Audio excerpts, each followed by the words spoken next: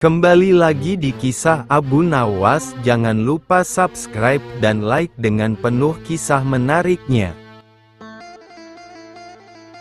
Abu Nawas dan kisah 6 ekor lembu yang pandai bicara.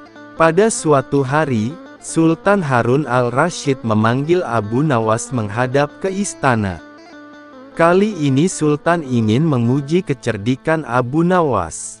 Sesampainya di hadapan Sultan, Abu Nawas pun menyembah.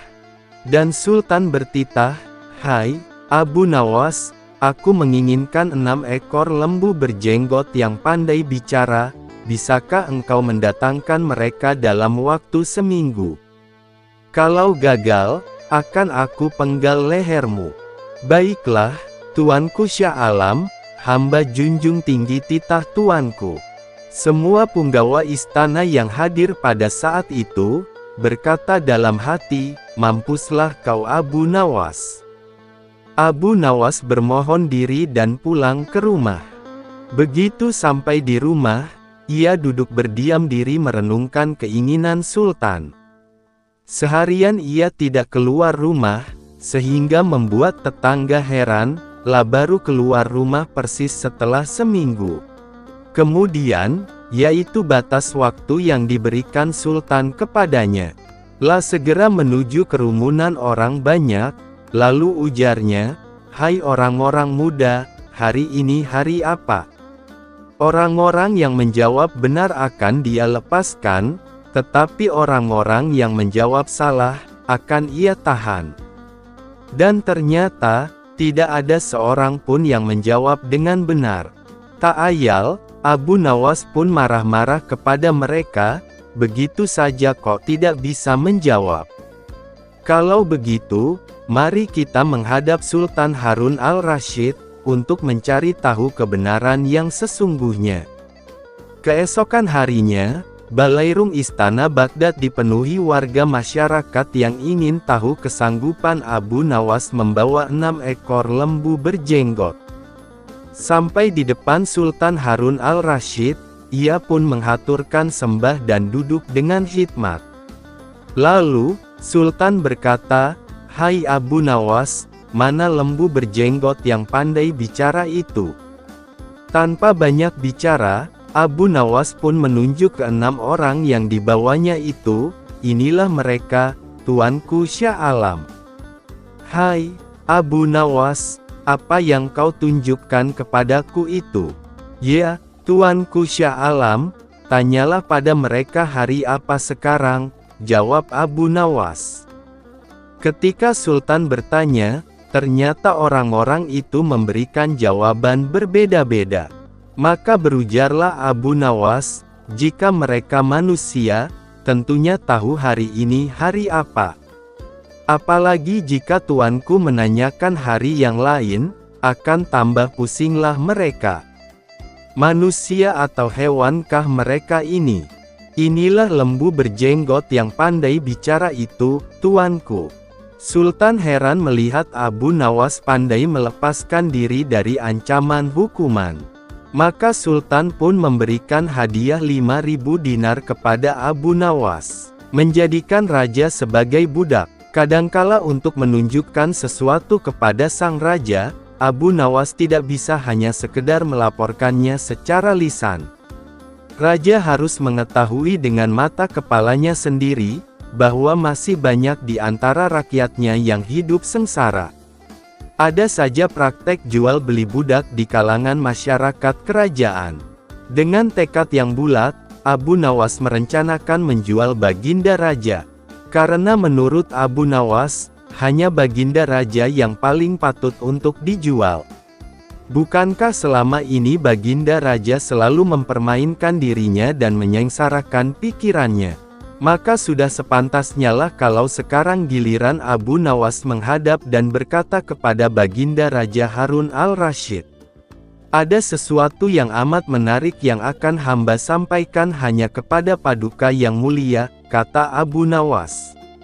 "Apa itu wahai Abu Nawas?" tanya baginda langsung tertarik. "Sesuatu yang hamba yakin belum pernah terlintas di dalam benak paduka yang mulia," kata Abu Nawas meyakinkan. Kalau begitu cepatlah ajak aku ke sana untuk menyaksikannya, kata Baginda Raja tanpa rasa curiga sedikit pun. Tetapi Baginda, kata Abu Nawas sengaja tidak melanjutkan kalimatnya. Tetapi apa? Tanya Baginda tidak sabar. Bila Baginda tidak menyamar sebagai rakyat biasa, maka pasti nanti akan banyak orang yang ingin ikut menyaksikan benda ajaib itu, kata Abu Nawas. Karena begitu besar keingintahuan Baginda Raja, maka beliau bersedia menyamar sebagai rakyat biasa seperti yang diusulkan Abu Nawas. Kemudian Abu Nawas dan Baginda Raja pun berangkat menuju ke sebuah hutan. Setibanya di hutan, Abu Nawas meminta Baginda Raja mendekati sebuah pohon yang rindang dan memohon kepadanya untuk menunggu di situ. Sementara itu Abu Nawas diam-diam menemui seorang badui yang pekerjaannya menjual budak. Abu Nawas mengajak pedagang budak itu untuk melihat calon budak yang akan dijualnya dari jarak yang agak jauh. Abu Nawas beralasan bahwa sebenarnya calon budak itu adalah teman dekatnya.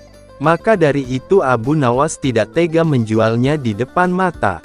Setelah pedagang budak itu memperhatikan dari kejauhan, ia pun merasa cocok.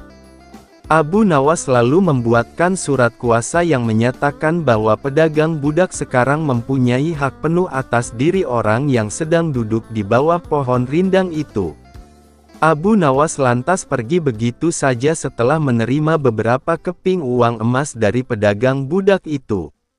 Baginda Raja masih menunggu Abu Nawas ketika pedagang budak menghampirinya. Belum tahu mengapa Abu Nawas belum juga menampakkan batang hidungnya. Baginda juga merasa heran mengapa ada orang lain di situ. "Siapa engkau?" tanya Baginda Raja kepada pedagang budak. "Aku adalah tuanmu sekarang," kata pedagang budak kasar. Tentu saja pedagang budak itu tidak mengenali Baginda Raja Harun al-Rasyid dalam pakaian yang amat sederhana. "Apa maksud perkataanmu tadi?" tanya Baginda Raja dengan wajah merah padam. "Abu Nawas telah menjual engkau kepadaku dan inilah surat kuasa yang baru dibuatnya," kata pedagang budak dengan kasar. "Abu Nawas menjual diriku kepadamu," kata Baginda makin murka. "Ya," bentak pedagang budak.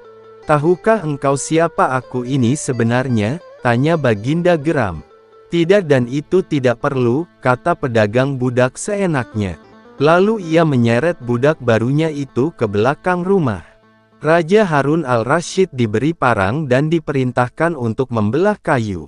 Begitu banyak tumpukan kayu di belakang rumah badui itu, sehingga memandangnya saja Raja Harun al-Rasyid sudah merasa ngeri, apalagi harus mengerjakannya. "Ayo kerjakan," bentak badui itu. Raja Harun al-Rasyid mencoba memegang kayu dan mencoba membelahnya, namun si badui merasa aneh saat melihat cara Raja Harun al-Rasyid memegang parang. "Kau ini bagaimana? Bagian parang yang tumpul kau arahkan ke kayu? Sungguh bodoh sekali," seru badui itu marah. Raja Harun al-Rasyid mencoba membalik parang hingga bagian yang tajam terarah ke kayu, mencoba membelahnya namun tetap saja pekerjaannya terasa aneh dan kaku bagi si badui. "Oh, beginikah derita orang-orang miskin mencari sesuap nasi, harus bekerja keras lebih dahulu. Wah, lama-lama aku tak tahan juga," gumam Raja Harun al-Rasyid. Si badui menatap Raja Harun al-Rasyid dengan pandangan heran dan lama-lama menjadi marah, merasa rugi barusan membeli budak yang bodoh. "Hai badui, cukup, aku tak tahan lagi," kata sang raja. "Kurang ajar, kau budakku dan harus patuh kepadaku," kata badui itu sembari memukul Baginda. Tentu saja raja yang tak pernah disentuh orang, ia menjerit keras saat dipukul kayu.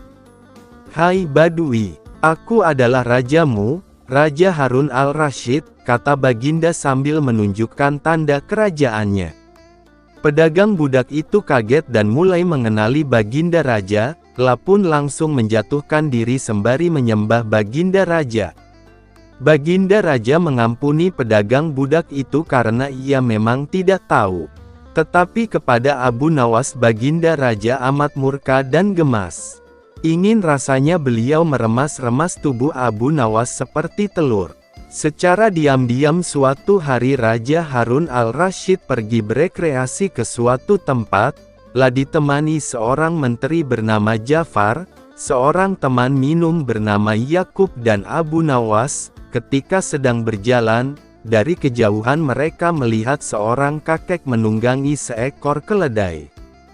Tanyai orang tua itu, perintah sang raja kepada Ja'far. Begitu mendekat, Ja'far menghampirinya. "Maaf kek, Anda dari mana dan mau kemana?" tanya Ja'far. "Dari Basrah mau ke Baghdad," jawab si kakek. "Ada keperluan apa?" tanya Ja'far. "Mencari obat untuk mataku ini," jawab si kakek sambil memperlihatkan matanya yang sakit kepada Ja'far dan Yakub. Tiba-tiba Baginda berbisik kepada Abu Nawas, "Kamu ajak ia bergurau." "Jangan Baginda, kasihan ia orang tua. Saya takut ia akan marah," jawab Abu Nawas. "Sudahlah, itu nanti urusanku. Pokoknya ajak ia bergurau," desak sang raja. "Baiklah kalau begitu," kata Abu Nawas. Abu Nawas segera beranjak menghampiri si kakek dan kemudian memulai percakapan. "Kek, misalkan aku berikan Anda resep untuk obat mata Anda itu, imbalan apa yang akan Anda berikan kepadaku?" tanya Abu Nawas. "Pokoknya aku akan memberikan imbalan yang sesuai untukmu," jawab si kakek. "Tolong dengarkan baik-baik resep yang akan aku berikan ini," kata Abu Nawas. "Baik, lekas sebutkan," jawab si kakek tidak sabar. "Begini." Kakek ambil 3 tiupan angin, 3 sengatan terik matahari, 3 pantulan cahaya rembulan dan ditambah 3 sorot lampu biasa. Setelah semua terkumpul, maka tumbuklah pada sebuah lumpang yang tak berlubang. Selanjutnya kakek taruh ramuan yang telah lembut itu ke dalam sebuah mangkok besar yang sudah pecah berkeping-keping, lalu kakek simpan di udara selama 3 bulan. Setelah masa 3 bulan, oleskan ramuan itu ke matanya yang sakit sebanyak 3 kali sebelum tidur. "Insya Allah matanya akan sembuh," jelas Abu Nawas. Si kakek pun naik pitam, ia tiba-tiba turun dari keledainya menghampiri Abu Nawas seraya berkata, "Ambil keledai ini sebagai imbalan awal," kata si kakek sambil memalingkan wajahnya, lah kemudian menambahkan, "Dan jangan lupa, jika setelah menggunakan resepmu itu mataku jadi sembuh, aku akan memberimu lagi imbalan berupa seorang budak wanita yang setia melayanimu. Jika kelak ternyata kamu telah mati terlebih dahulu meninggalkan aku, budak wanita itu pasti sudah menjemputmu di neraka sana, lah akan setia meludahi matamu dan memukuli wajahmu sambil berteriak mengolok-olokmu." Mendengar jawaban si kakek yang cukup telak itu, sang Raja Harun al-Rasyid seketika tertawa terpingkal-pingkal. "Beri orang tua itu hadiah," kata sang raja sambil menahan tawanya. "Terima kasih Baginda," jawab si kakek dengan senang hati, kemudian ia pun pamit pergi.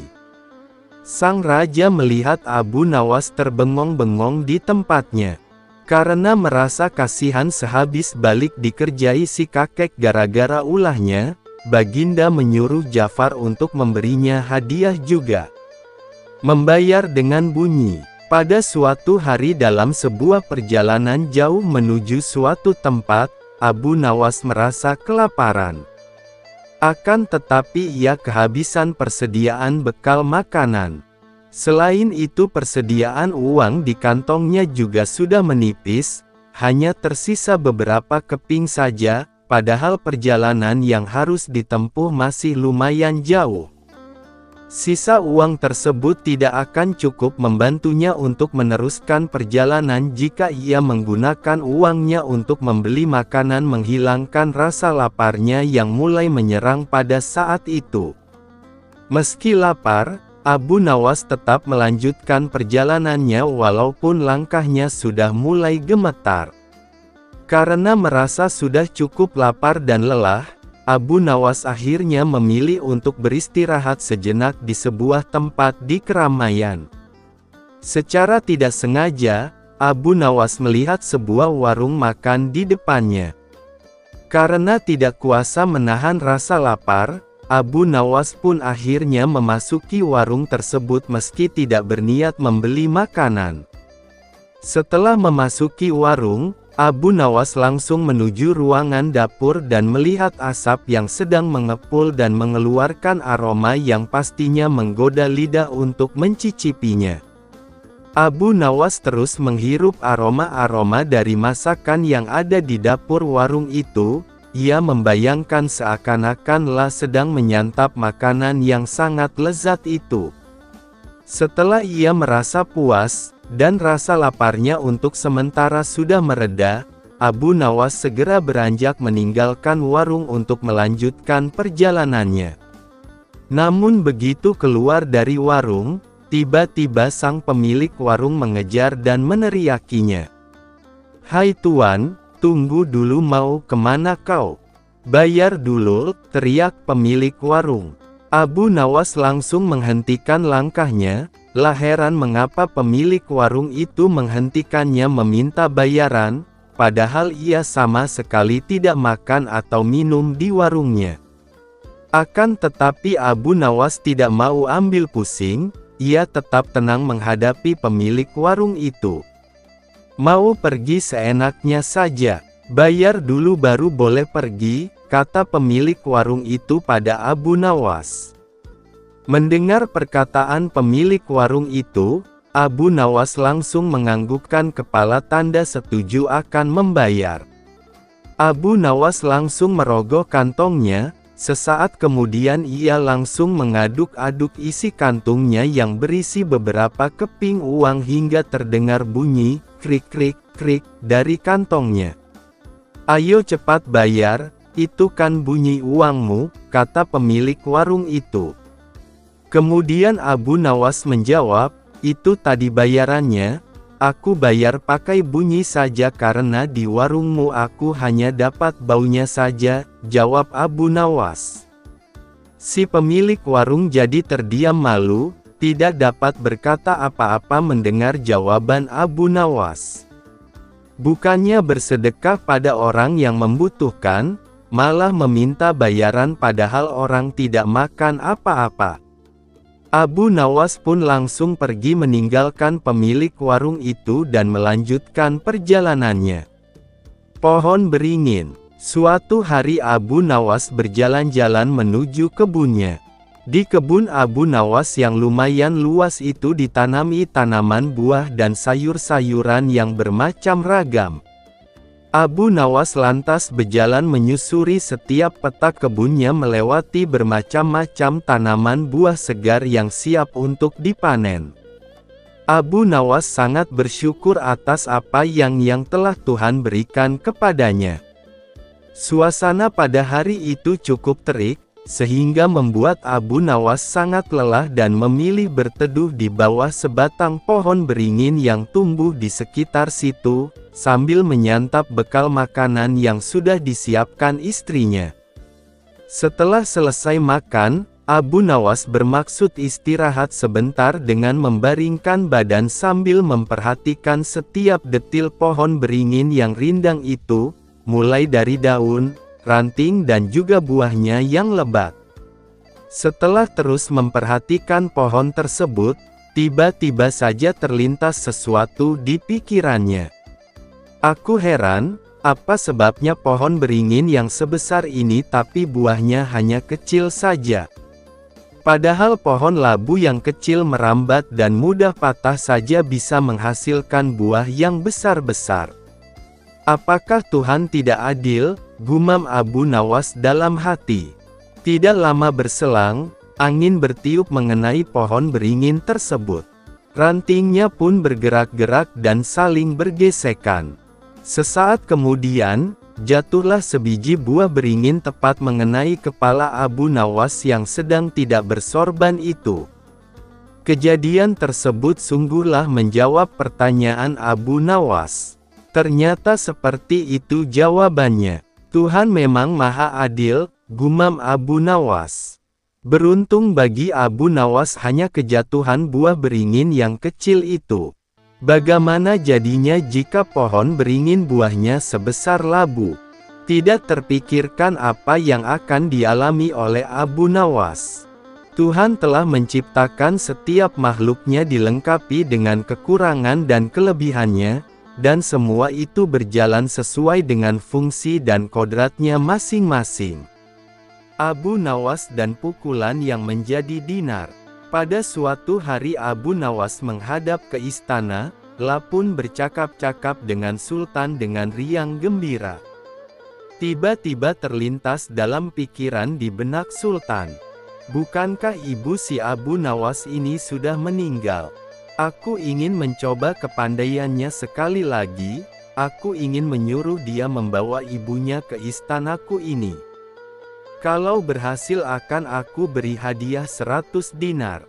Hai, Abu Nawas, titah Sultan, besok bawalah ibumu ke istanaku, nanti aku beri engkau hadiah 100 dinar. Abu Nawas kaget. Bukankah beliau sudah tahu kalau ibuku sudah meninggal, tapi mengapa beliau memerintahkan itu, pikirnya. Namun dasar Abu Nawas, ia menyanggupi perintah itu. Baiklah, tuanku, esok pagi hamba akan bawa ibu hamba menghadap kemari, jawabnya mantap. Setelah itu ia pun mohon diri. Sesampai di rumah, setelah makan dan minum, ia pergi lagi. Dijelajahinya sudut-sudut negeri itu, menyusuri jalan, lorong dan kampung, untuk mencari seorang perempuan tua yang akan dijadikan sebagai ibu angkat. Rupanya, tidak mudah menemukan sesosok perempuan tua. Setelah memeras tenaga mengayun langkah ke sana kemari hingga jontor, barulah ia menemukan yang dicari. Perempuan itu adalah seorang pedagang kue apem di pinggir jalan yang sedang memasak kue-kue dagangannya. Dihampirinya perempuan tua itu. Hai, ibu, bersediakah engkau kujadikan ibu angkat, kata Abu Nawas. Kenapa engkau berkata demikian? Tanya si ibu tua itu. Apa alasannya? Maka diceritakanlah perihal dirinya yang mendapat perintah dari Sultan agar membawa ibunya ke istana. Padahal ibunya sudah meninggal, juga dijanjikan akan membagi 2 hadiah dari Sultan yang akan diterimanya. Uang itu dapat ibu simpan untuk bekal meninggal bila sewaktu-waktu dipanggil Tuhan, kata Abu Nawas. Baiklah, kata si ibu tua itu, aku sanggup memenuhi permintaanmu itu. Setelah itu Abu Nawas menyerahkan sebuah tasbih dengan pesan agar terus menghitung biji tasbih itu meskipun di depan Sultan, dan jangan menjawab pertanyaan yang diajukan. Sebelum meninggalkan perempuan itu, Abu Nawas anti-anti agar rencana ini tidak sampai gagal. Untuk itu ia akan menggendong perempuan tua itu ke istana.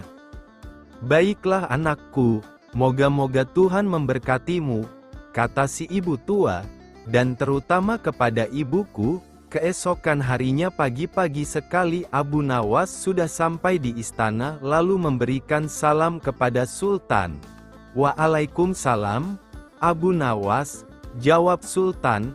Setelah itu Sultan memandang Abu Nawas. Bukan main terkejutnya Sultan melihat Abu Nawas menggendong seorang perempuan tua. Siapa yang kamu gendong itu? Tanya Sultan. Diakah ibumu? Tapi kenapa siang begini kamu baru sampai? Benar, tuanku, inilah ibu Patik. Beliau sudah tua dan kakinya lemah dan tidak mampu berjalan kemari. Padahal rumahnya sangat jauh. Itu sebabnya Patik gendong ibu kemari. kata Abu Nawas sambil mendudukkan ibu tua di hadapan Sultan. Setelah duduk, ibu tua itu pun memegang tasbih dan segera menghitung biji tasbih tanpa henti meski Sultan mengajukan beberapa pertanyaan kepadanya. Tentu saja Sultan tersinggung, ibumu sangat tidak sopan. Lagi pula apa yang dikatakannya itu sampai tidak mau berhenti. Sembah Abu Nawas, ya tuanku Syah Alam, suami ibu Patik ini 99 banyaknya. Beliau sengaja menghafal nama-nama mereka satu persatu, dan tidak akan berhenti sebelum selesai semuanya. Demi mendengar ucapan Abu Nawas tadi, perempuan tua itu pun melempar tasbih dan bersembah datang kepada Sultan. Ya tuanku Syah Alam, katanya, adapun Patik ini dari muda sampai tua begini hanya seorang suami hamba. Apabila sekarang ini berada di hadapan tuanku, itu adalah atas permintaan Abu Nawas. Dia berpesan agar Patik menghitung-hitung biji tasbih dan tidak menjawab pertanyaan tuanku. Nanti Abu Nawas akan membagi 2 hadiah yang akan diterimanya dari tuanku. Begitu mendengar ucapan perempuan tua itu, Sultan tertawa dan menyuruh memukul Abu Nawas 100 kali. Ketika perintah itu akan dilaksanakan, Abu Nawas minta izin untuk dipertemukan dengan Sultan. Ya tuanku, hukuman apakah yang akan tuanku jatuhkan kepada hamba ini? Karena engkau berjanji kepadaku akan membawa ibumu kemari, aku pun berjanji akan memberi hadiah uang 100 dinar. Tapi karena kamu tidak bisa memenuhi janjimu, dapatlah engkau 100 kali pukulanku, kata Sultan. Ya tuanku, Syah Alam, kata Abu Nawas. Patik berjanji dengan perempuan tua ini akan membagi 2 hadiah yang akan tuanku berikan kepada hamba. Tetapi karena sekarang hamba mendapat dera, hadiah itu juga harus dibagi 2. Karena yang bersalah 2 orang, Patik terimalah hukuman itu. Tetapi 50 seorang dengan perempuan tua ini. Dalam hati Sultan bergumam, jangankan dipukul 50 kali, dipukul sekali saja perempuan tua ini tidak akan mampu berdiri. Setelah itu Sultan memberi 50 dinar kepada perempuan tua itu sambil berpesan agar tidak cepat percaya kepada Abu Nawas bila lain kali menemuinya. Dengan sukacita diterimanya hadiah itu dan dipandangnya Abu Nawas. Ya tuanku Syah Alam, ampun beribu ampun. Jika ibuku telah mendapat anugerah dari Paduka, tidak adil kiranya bila anaknya ini dilupakan begitu saja. Ya, terimalah pula bagianmu, ujar Baginda sambil tersenyum. Ini, semua orang tertawa dalam hati. Setelah Abu Nawas bermohon diri pulang ke rumah, demikian pula perempuan tua itu dan semua yang hadir di Balairung, dengan perasaan masing-masing. Abu Nawas dan mimpi indah seorang pendeta dan seorang rahib berencana memperdayai Abu Nawas. Rencana pun disusun rapi dan mereka segera bertandang ke rumah Abu Nawas yang disambut baik oleh yang punya rumah. Kami ingin mengajakmu melakukan pengembaraan suci, wahai Abu Nawas. Kami berharap engkau tidak keberatan dan dapat bergabung bersama kami, ujar si rahib sambil melirik pada kawan di sebelahnya. Dengan senang hati aku akan ikut. Kapan rencananya? Tanya Abu Nawas. Besok pagi, ujar si pendeta gembira. Baiklah, kita bertemu di warung teh besok, ujar Abu Nawas. Demikianlah keesokan harinya Abu Nawas beserta 2 orang yang mengajaknya ini berangkat bersama. Mereka berpakaian dengan cara yang khas. Abu Nawas dengan pakaian sufi, si pendeta dengan baju kebesarannya, dan si rahib dengan pakaian keagamaannya. Di tengah perjalanan mereka bertiga mulai merasa lapar. Hai Abu Nawas, karena kita sudah lapar dan kebetulan kita tidak membawa bekal, ada baiknya engkau mengumpulkan derma untuk membeli makanan bagi kita bertiga. Kami berdua akan melakukan kebaktian, ujar si pendeta. Tanpa berpikir panjang, Abu Nawas langsung beranjak pergi mencari dan mengumpulkan derma dari satu dusun ke dusun yang lain. Setelah dirasa derma yang diterima mencukupi, Abu Nawas langsung membeli makanan yang cukup untuk mereka bertiga. Abu Nawas pun kembali kepada dua temannya yang tengah melakukan kebaktian. "Mari kita bagi makanan ini sekarang juga," ujar Abu Nawas yang memang sudah sangat lapar. Jangan dibuka sekarang, karena kami sedang berpuasa," ujar sang rahib. "Tapi aku hanya akan mengambil bagianku saja. Sedang bagian kalian terserah kalian," ujar Abu Nawas. "Aku tidak setuju. Kita harus seiring seirama dalam berbuat apapun," ujar si pendeta. "Betul, aku juga tidak setuju.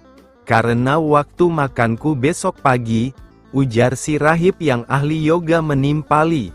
Tentu saja Abu Nawas sangat gusar mendengar pernyataan kedua orang itu. Perutnya yang keroncongan memaksanya kembali memprotes. "Bukankah aku yang kalian suruh mencari derma dan sudah kukumpulkan derma itu dan sekarang telah kubelikan makanan? Mengapa kalian tidak mengizinkan aku mengambil bagianku sendiri? Sungguh tidak masuk akal," ujar Abu Nawas memprotes. Namun dua orang itu tetap teguh pada pendiriannya. Sekalipun Abu Nawas dengan segala macam cara menjelaskan, tetap saja si rahib dan pendeta bergeming. Hal ini membuat Abu Nawas dongkol bukan main. Tapi karena dirasa tidak ada gunanya menentang dua orang yang sudah bersekongkol itu, Abu Nawas pun memilih diam. "Bagaimana kalau kita buat perjanjian?" ujar sang pendeta tiba-tiba. "Perjanjian apa?" tanya Abu Nawas. "Kita adakan lomba. Siapa yang nanti malam bermimpi paling indah, maka dia berhak atas bagian makanan yang lebih banyak. Sedang yang kedua mendapat bagian lebih sedikit. Sedang yang mimpinya tidak indah mendapat bagian makanan yang paling sedikit," ujar pendeta dengan cerdiknya. Karena sudah dongkol dan kesal, Abu Nawas menyetujui saja perjanjian itu. Begitu pagi sudah tiba mereka bertiga. Sudah bangun, dengan sangat antusias si rahib lalu menceritakan mimpinya. "Luar biasa. Semalam aku bermimpi indah sekali. Aku memasuki sebuah taman yang mirip sekali dengan nirwana. Aku merasakan suatu kenikmatan dan keindahan yang belum pernah kurasakan seumur hidupku," ujar rahib dengan gembiranya. "Mimpimu sangat menakjubkan, saudara rahib. Sangat menakjubkan," ujar si pendeta dengan agak berlebihan. "Mimpiku pun tak kalah indahnya," ujar pendeta. "Aku seolah-olah menembus ruang dan waktu. Aku menyusup ke masa silam di mana pendiri agamamu hidup. Dan sungguh sangat membahagiakan aku bertemu dengannya, dan kemudian aku diberkati olehnya," ujar sang pendeta dengan gembiranya. Seperti tadi, kini giliran rahib memuji-muji mimpi si pendeta. Sementara Abu Nawas diam saja melihat kelakuan dua orang yang memang bersekongkol memperdayai dirinya itu. "Hai Abu Nawas, kenapa kau diam saja? Apa mimpimu semalam? Apakah seindah mimpi kami?" ujar si rahib dan pendeta hampir bersamaan.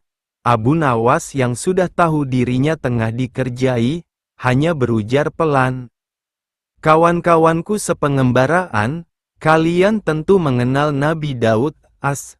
Beliau adalah nabi yang ahli berpuasa. Tadi malam aku bermimpi bertemu dan berbincang-bincang dengannya. Beliau menanyakan apakah aku berpuasa atau tidak. Karena aku belum makan dari pagi, maka aku bilang saja bahwa aku berpuasa. Tidak tahunya beliau menyuruhku berbuka karena hari sudah malam. Tentu saja aku tidak berani membantah perintah seorang nabi. Makanya aku bangun dan langsung menghabiskan semua makanan," ujar Abu Nawas dengan santainya.